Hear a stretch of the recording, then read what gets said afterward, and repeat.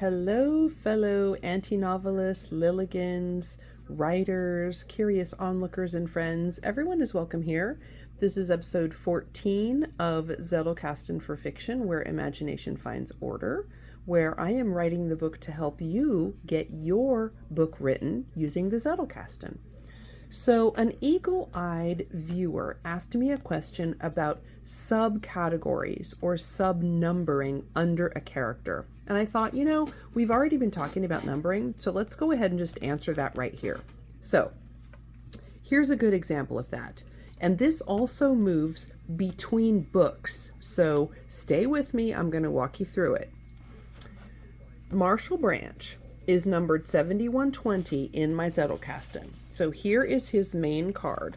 I always like to swipe the top of a main character card with their color. In this case, I've just used a piece of blue washi tape and tape that across. Sometimes I'll just use a highlighter or a marker and swipe it. But in this way, when I'm looking at my box over behind me, I know this blue card, number 7120, is Branch's card. I've got a line for his date of birth. I've not determined that yet. Captain Nolan, I think it's 5063, made some amazing observations about different aspects of some of my characters, which I'm still honestly unpacking. It was some good stuff, but I've not assigned his date of birth yet. I just know that it's in 1879. He lives in Guthrie, Oklahoma at the Diamond B Ranch, which is his generational family's cattle ranch. And then I've made a couple of notes to myself, and this is just early on. This card was way early on in the story when I was thinking about him. I've made myself a question: one brother, because I'm considering, does he have siblings? In the present day, which is the day when the book is written, which is 2019, he has a horse named Buckle that he calls Buck, and he has a cattle dog named Tackle. So I'm just populating his world as I'm thinking through this card. But the important thing that answers my viewer question is, how do you install other subsequent characters under a character? So this is how you do it. Remember this, my little index sheet? This was my watercolor paper that I tore out of my watercolor journal and just hole punched it with my Happy Planner punch. I love watercolor paper as a tab divider because it's nice and thick and chunky. So everything gets reused in the studio, I'm just saying, rather in the library. So we know that Branch's number is 7120. Under him, the 7120.1.2, those are his parents. And then 7122.23, those are people in other parts of his world. So those are just numbers I made up. I mean, I literally just pulled out, okay, from 20 to 22, that made sense to me to populate some more people. The important thing for our video today is the 7124s. Now, there is a prequel to the novel which takes place in the current time, which is 2019. The prequel takes place in 1987. That is when Branch is a debate coach in Oklahoma, and therefore he is charged with this high school debate squad. So in order to build those cards out to compensate for that story, I had to put those people, those kids, into cards so that I could figure out what that situation looked like. So that's what I did. So you'll see 7124.1.2.3.4.5 and so forth. So let's just look at the cards. So 7124, I've got listed characters, debaters. They serve as Branch's intellectual voice. Now, that's an author note to myself, because anyone who reads these books will recognize, I think immediately, the present day novel, which is The Conjuring Stitch, takes place in 2019. And that book is written in a voice that very much speaks to that time. The novella, which takes place in 1987, which is what these cards are relevant to, has a different voice. It's a very literary, more intellectualized point of view voice, so it sets itself apart. So if I'm looking at 7124.1, that card is Davin Madrid. Davin is important because in 2019, Branch calls on him as a trusted former student and current friend and ally to help him with some trouble in the present day. So I had to introduce Madrid and his partner Kennedy as key people.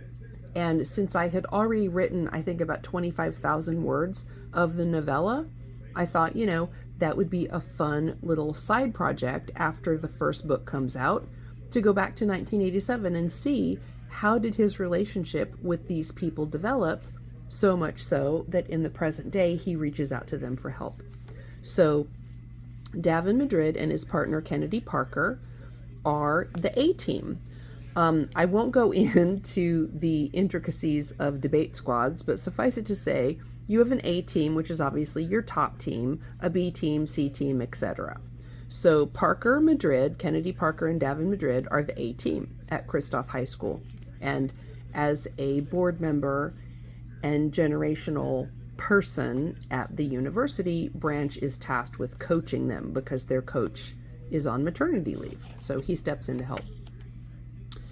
7124.2 is Kennedy, Madrid's partner. So you see, point 1 is Davin Madrid, point 2 is his partner. I make a note, she is also Natasha's best friend. Madrid's sister is Natasha. So Madrid is already proving to be central in the story. He's the central point, and his sister Natasha is the best friend of his debate partner, Kennedy. I've also made a note that she drives a white LeBaron. That may or may not be important, but when we talk about building a book Bible or a series Bible, these kinds of little details can be invaluable later on in the story when you have to go back and remember, what did she drive again? You'll know because it's on the cards.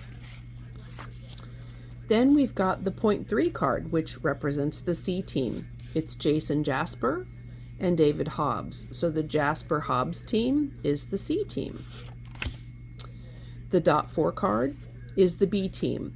You'll notice those cards are out of order. It doesn't matter. The important thing is that they're all together. They're all under 7124 because that is the debate team number. And then the dots, dot 1, dot 2, dot 3, dot 4, it doesn't matter as long as they're all under that main number. So don't get hung up on the sub numbers. That's my point. Keep it simple, keep them together, and don't worry about it. You'll flip through the cards to find the ones you want. So the B team is Josh Anderson. Haas is his nickname. Chris Cushman, you know who you are. And Melissa Peak, also called Melly. So Anderson Peak is the B team. Then we've got Natasha. We know Natasha is Davin Madrid's sister. She's Kennedy's best friend. And what do we have here? We have, you'll recall from yesterday, the character development grid. So this is Natasha's original character development grid page. She goes to intern at Dior, so I've pasted a little Dior torn out from a magazine there because, you gotta love a little cut and paste. Davin's older sister, and then I've got some notes about her character and her story, which I'm not going to show you because no spoilers.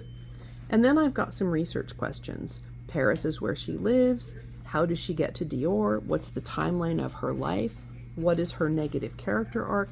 Again, in the research questions and task box, that's just me asking myself questions about this character to flesh it out so that when I'm ready to write it, I've got these little details at hand. And yes, I did just fold this into quarters. I stuck her number up top, and this goes right in my Zettelkasten as if it were a note card. Often I will take my character development grid sheets or other sheets, just fold them into quarters, stick a number on them, and they get filed right in my note box along with all the other cards. I know, it's crazy. I also have a card for her, letting myself as a reminder that she goes by Tosh rather than Natasha, her full name. And I've torn out a page which is a visual reminder to myself of kind of what is her aesthetic, right? It's kind of bohemian, a little refined. It just reminds me a nice visual about her. So I've just tri-folded that around the note card, and again, it goes right in with the note cards. So everything I have is right at hand. If I need to go back and look at the details for the debate squad in 1987, when Branch was their coach, bingo. Those all exist under 7124. So I hope that helps answer the question about how you create those subgroups and breakout cards when you've got people under a main character, and how you kind of populate that information so you can use it for later. I'm going to continue going into this because it seems like it's an area that people have a lot of questions about. So I will continue to unpack it for you. But I'm going to leave you today with, if you have ideas for characters, get that character development grid out. Start filling in those first character or setting or even story details. And then just file those things away, because at some point you'll get enough information that it sparks a story idea and you're ready to start writing. That's when the rubber meets the road. As always, thank you so much for your time. I very much appreciate it. And I will see you, LiLLigans, onlookers, anti-novelists, and friends, tomorrow when we continue talking about the Zettelkasten for fiction. Thank you.